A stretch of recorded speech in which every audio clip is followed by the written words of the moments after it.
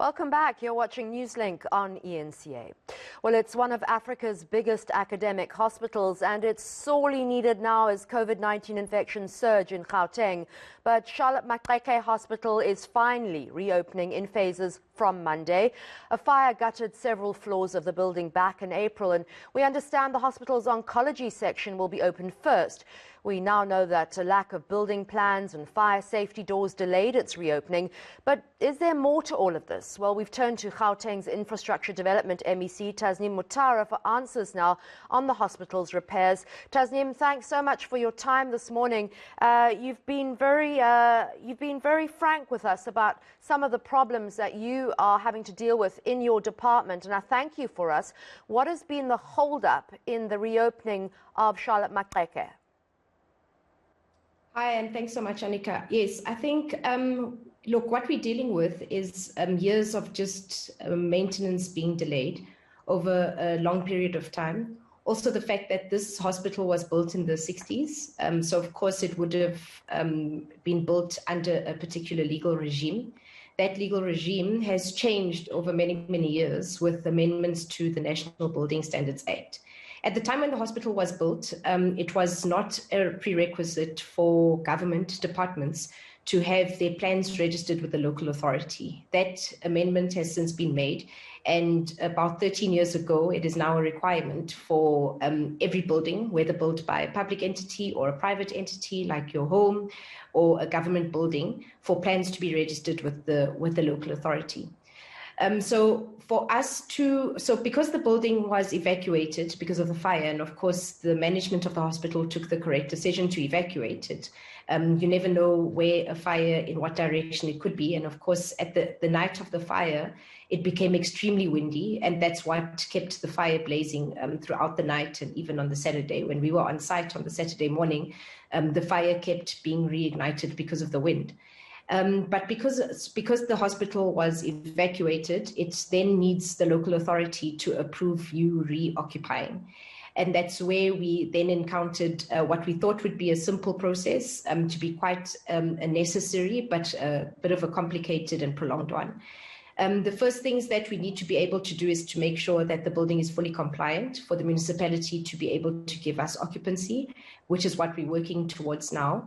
The reason that we've been able to ready the oncology unit is because the oncology unit was almost an add-on to the actual original building of the hospital. So that section of the hospital, we were able to, with the building plans, develop the fire plan, and then install everything that needs to be worked on in terms of material and equipment in the oncology unit. That work was completed last night. We are expecting the municipality to come through today to do its final inspection, and with the hope of giving us the final occupation certificate, so that over the weekend, the hospital can bring in their staff. We need to reorientate them because we've made quite a number of changes to the oncology unit in terms of access and exit, and then also just to be trained on the floor plan. In case of emergency, how they will need to evacuate it, etc. And then from Monday, I know that the hospital has already booked patients to be able to receive services as of Monday. MEC, do you know how many of the 400 requisite fire doors have actually been fitted to Charlotte Maxeke? So in the oncology unit, we only needed 27 doors. So we've installed all 27 doors in the oncology unit. In the actual hospital, we need about 1,400, not 400. So we need 1,400. That hospital is absolutely huge. I'm not sure if you're familiar with it at all, Annika, but it's a very, very vast, quite a monstrous building. So according to the new standards, you need, for every 500 square meters of space, you need to have the area cordoned off using the fire doors. So you can imagine the two sort of corridors, what we refer to as the south and the north wings of the hospital. So in total, and then of course there were fire doors that have been installed, but they don't meet the current requirements. So at the time, and we are unable to confirm what the fire requirements of the 1960s were, But those doors, we've had them tested. We also were trying to see if we could remove the doors inside the hospital to move them to the oncology. That didn't work because they don't meet the current fire standards. So the doors are all on order, and as the manufacturers produce them, they will deliver, we'll install. So we are changing and need all 1,400, just about 1,400 of the doors to be removed. The 27 have been installed in the oncology unit, and as I said, we completed all those installations last night.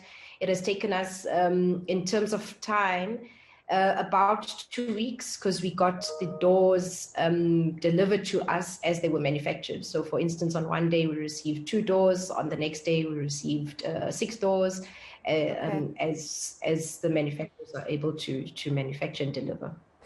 MEC, when can you start getting COVID patients into the high care and ICU units at Charlotte Maxeke? When could that possibly happen? So the hospital has worked on a plan, and I think those details will have to really speak to the hospital, because they've worked on a plan of how they will reorganize their bed space in the hospital.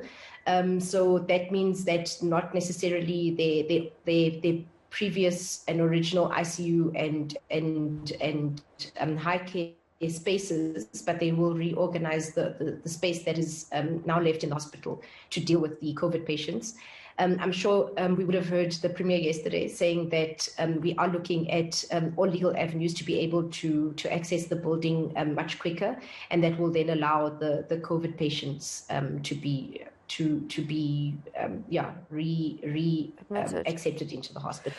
What about the water situation at Rahima Moosa Hospital? How free-flowing are those taps at the moment? So there we have a problem with the water supply from the municipality, and I think we've been, back. I think the municipality has also spoken extensively about just their challenges of the water infrastructure in the area. So it doesn't just affect Helen Joseph and Rahima Moosa; it actually affects the community in the vicinity. What has happened was that I think 2 weeks ago, the municipality did do repair work, and almost the same type of situation that you have with Eskom when we have blackouts or load shedding with Eskom. When the electricity is reconnected, you have a surge of power, and that causes other complications, and you have systems shutting down and blowing.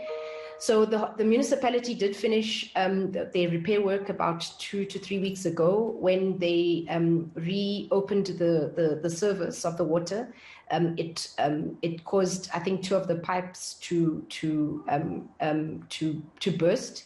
We then had to fix those 2 pipes. The water to the facilities are now fine in terms of the pressure, but the problem is persistent because of really the aged infrastructure, the water infrastructure in the municipality as a whole. What we have done, and what, for instance, Gift of the Givers did at the hospital, was to build a borehole. We are looking at ourselves at a permanent solution to have a borehole with a purifying system that will feed the hospitals permanently, and sort of an independent system of water supply to the hospital, as opposed to relying on the municipal system. What's the latest on the AngloGold Ashanti Hospital in Carltonville in the West Rand? It's standing empty in the midst of a 3rd wave. So we have handed over the hospital to the Department of Health, and to my understanding, they are working on the operationalization of it. That means the staffing. I think when we handed it over, they had already moved in the equipment. You would remember that so even the ABT structures that we've put up at Baragwanath, at Dr. George Mukari, at Jubilee Hospital, were additional to the actual hospital spaces. Now in the West Rand, we are told that the western corridor of the province, in terms of the hospitals, have reached their capacity, and it's now that they will move patients into the AngloGold. I'm also made to understand that working with the SANDF, they will operationalize in terms of staffing requirements that will be needed to make the facility functional. I think that work will start actually today. where they are admitting patients there, as opposed to the big hospitals in the western corridor. That's Carltonville Hospital, Dr. Yusuf Dadu, the Leratong Hospital as well. All right, so some good news at least. Thank you so much. That was MEC Tasneem Motara. Thank you so much for your time today.